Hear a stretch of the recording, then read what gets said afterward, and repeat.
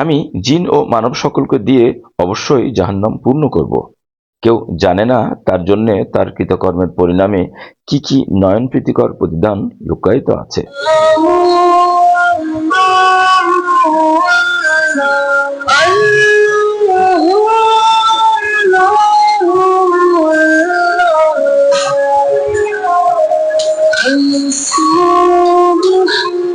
সম্মানিত রোজাদারগণ, আসসালামু আলাইকুম। 18ই রমজানের তারাবিতে আপনাদেরকে স্বাগতম। আজ মঙ্গলবার 18ই মার্চ 2025 খ্রিস্টাব্দ। সম্মানিত সুধী, আজ এশার নামাজের পর 18তম তারাবির নামাজ অনুষ্ঠিত হবে। আজকের নামাজে পবিত্র কোরআন থেকে 21তম পারা তেলাওয়াত করা হবে। এই 21তম পারায় সূরা আনকাবুতের 45 নম্বর আয়াত থেকে সূরা আহজাবের 30 নম্বর আয়াত পর্যন্ত সংক্ষেপে কিছু অংশ আপনাদের সমীপে পেশ করছি। নামাজ সম্পর্কে 45 নম্বর আয়াতে বলা হচ্ছে, নিশ্চয়ই নামাজ অশ্লীল ও গর্হিত কাজ থেকে বিরত রাখে। 56 নম্বর আয়াতে রাব্বুল আলামিন বলেন, হে ঈমানদারগণ, আমার পৃথিবী প্রশস্ত, অতএব তোমরা আমারই ইবাদত করো। জীবন মাত্রই মৃত্যুর স্বাদ গ্রহণ করবে, অতঃপর তোমরা আমারই কাছে প্রত্যাবর্তিত হবে। সূরা আনকাবুত আয়াত 57। বান্দার রিজিক সম্পর্কে সূরা আনকাবুতের 62 নম্বর আয়াতে রাব্বুল আলামিন বলেন, আল্লাহ তার বান্দাদের মধ্যে যার জন্য ইচ্ছা রিজিক প্রশস্ত করে দেন এবং যার জন্য ইচ্ছা হ্রাস করেন। নিশ্চয়ই আল্লাহ সর্ববিষয়ে সম্যক ধারণা রাখেন। এই পার্থিব জীবন ক্রীড়া কৌতুক বই তো কিছুই নয়, আর পরকালের গৃহই প্রকৃত জীবন, যদি তারা জানত। সূরা আনকাবুত আয়াত 64। যে আল্লাহ সম্পর্কে মিথ্যা কথা তৈরি করে অথবা তার কাছে সত্য আসার পর তাকে অস্বীকার করে, তার কি স্মরণ রাখা উচিত নয় যে জাহান্নামই সেসব কাফেরদের আশ্রয়স্থল? যেদিন কিয়ামত সংঘটিত হবে সেদিন অপরাধীরা হতাশ হয়ে যাবে। তাদের দেবতাগুলোর মধ্যে কেউ তাদের সুপারিশ করবে না এবং তারা তাদের দেবতাকে অস্বীকার করবে। সূরা রুম আয়াত 12 এবং 13। 16 নম্বর আয়াতে রাব্বুল আলামিন বলেন, আর যারা কাফের এবং আমার আয়াতসমূহ ও পরকালের সাক্ষাৎকারকে মিথ্যা বলেছে তাদেরকে আযাবের মধ্যে উপস্থিত করা হবে। তোমরা আল্লাহর পবিত্রতা স্মরণ করো সন্ধ্যায় ও সকালে এবং অপরাহ্ন ও মধ্যাহ্নে। নভমণ্ডল ও ভূমণ্ডলে প্রশংসা তারই। আল্লাহর এক নিদর্শন এই যে তিনি তোমাদের জন্য তোমাদের মধ্য থেকে তোমাদের সঙ্গিনীদের সৃষ্টি করেছেন, যাতে তোমরা তাদের কাছে শান্তিতে থাকো, এবং তিনি তোমাদের মধ্যে পারস্পরিক সম্প্রীতি ও দয়া সৃষ্টি করেছেন। নিশ্চয়ই এতে চিন্তাশীল লোকদের জন্য নির্দেশাবলী রয়েছে। আল্লাহর আরও এক নিদর্শন হচ্ছে নভমণ্ডল ও ভূমণ্ডল সৃষ্টি এবং তোমাদের ভাষা ও বর্ণের বৈচিত্র্য। নিশ্চয়ই এতে জ্ঞানীদের জন্য নির্দেশাবলী রয়েছে। তুমি একনিষ্ঠভাবে নিজেকে ধর্মের উপর প্রতিষ্ঠিত রাখো। এটাই আল্লাহর প্রকৃতি, যার উপর তিনি মানব সৃষ্টি করেছেন। আল্লাহর সৃষ্টির কোনো পরিবর্তন নেই। এটাই সরল ধর্ম, কিন্তু অধিকাংশ মানুষ জানে না। সবাই আল্লাহ অভিমুখী হও এবং তাকে ভয় করো। নামাজ কায়েম করো এবং মুশরিকদের অন্তর্ভুক্ত হও না। আল্লাহই তোমাদের সৃষ্টি করেছেন, অতঃপর রিজিক দিয়েছেন, এরপর তোমাদের মৃত্যু দেবেন, এরপর তোমাদের জীবিত করবেন। তোমাদের শরীকদের মধ্যে এমন কেউ কি আছে যে এসব কাজের মধ্যে কোনো একটিও করতে পারবে? তারা যাকে শরীক করে আল্লাহ তা থেকে পবিত্র ও মহান। মুমিনদের সাহায্য করা আমার দায়িত্ব।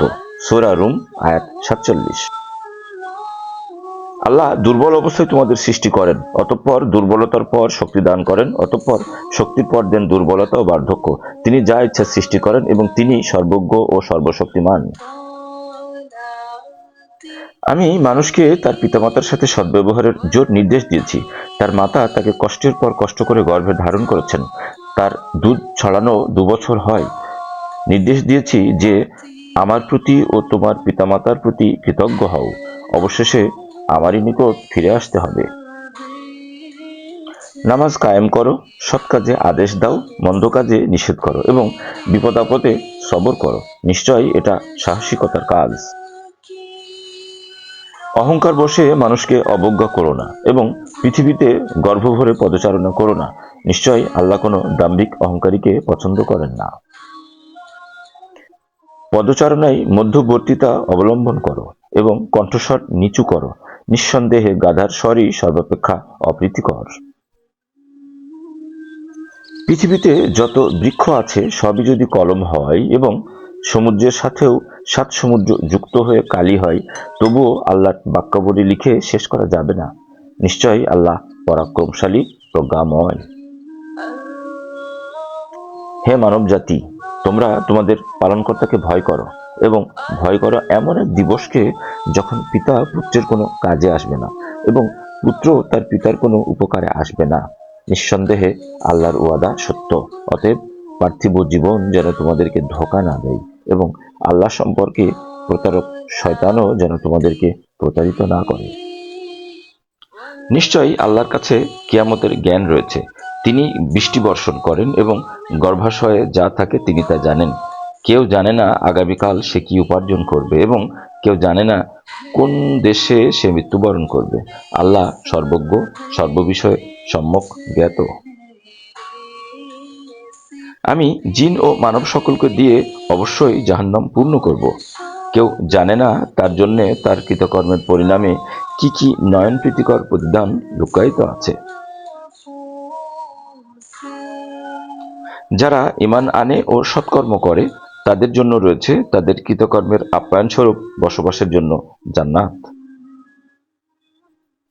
যে ব্যক্তিকে তার পালনকর্তার আয়াতসমূহ দ্বারা উপদেশ দান করার পরও সে তা থেকে মুখ ফিরিয়ে নেয়, তার চেয়ে জালেম আর কে? আমি অপরাধীকে শাস্তি দেব।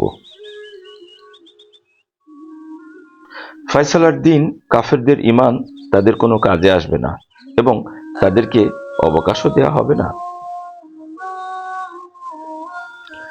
আল্লাহকে ভয় করো, কার্যনির্বাহী রূপে আল্লাহই যথেষ্ট।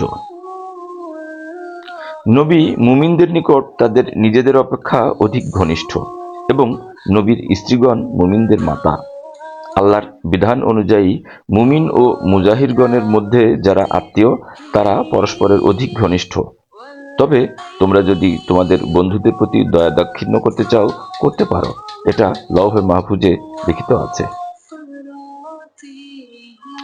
যারা আল্লাহ ও শেষ দিবসের আশা রাখে এবং আল্লাহকে অধিক স্মরণ করে তাদের জন্য রাসূলুল্লাহর মধ্যে উত্তম নমুনা রয়েছে। হে নবী, আপনার পত্নীগণকে বলুন, তোমরা যদি পার্থিব জীবন ও তার বিলাসিতা কামনা করো তবে আসো, আমি তোমাদের ভোগের ব্যবস্থা করে দিই এবং উত্তম পন্থায় তোমাদের বিদায় দিই। পক্ষান্তরে যদি তোমরা আল্লাহ, তার রসূল ও পরকাল কামনা করো তবে তোমাদের সৎ কর্মপরায়ণদের জন্য আল্লাহ মহাপুরস্কার প্রস্তুত করে রেখেছেন।